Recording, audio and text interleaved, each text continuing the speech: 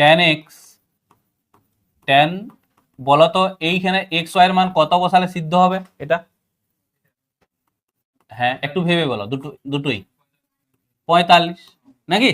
এটা যদি 45 হয় 1 + 1, আবার এখানেও তুমি তার মানে তো এখানে 45 বসিয়েছো মানে এখানেও বসাতে হবে, তাহলে এটাও cos 45 কত 1/√2 1/√2, তাহলে 2 × 1/√2 × 1/√2 মানে কত 2 × 1 = 2 এক না? এই তাহলে এটা এমনি লিখে দাও যে পর্যবেক্ষণ দ্বারা বুঝলাম থিটা x = 45 y = 45, ঠিক আছে? এটা মানে ভাঙতে গেলে সেই যৌগিক কোণে চলে যেতে হবে, এখন দরকার নেই, এমনি থাক। তাহলে পর্যবেক্ষণের দ্বারা বোঝা গেল x = y = 45 ডিগ্রি, ঠিক আছে? কেস বেস, এখানে দেখো একের দাগে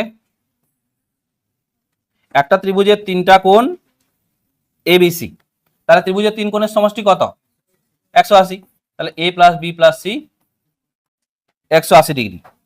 তাহলে একের দাগে কি বলেছে sin b cos c + a, ঠিক আছে? তারপর cos b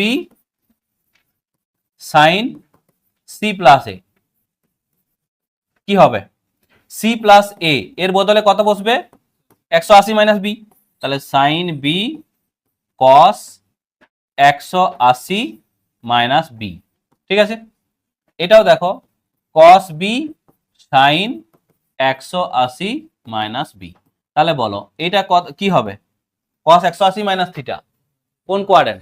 সেকেন্ডে, cos তো নেগেটিভ হয়ে যাবে, তাহলে sin b cos b, আর ওটা চেঞ্জ হবে না কারণ সাইনের নিজের ঘরে পড়ছে, তাহলে cos b sin b, তাহলে এটা কেটে গেল, তার মানে কত 0।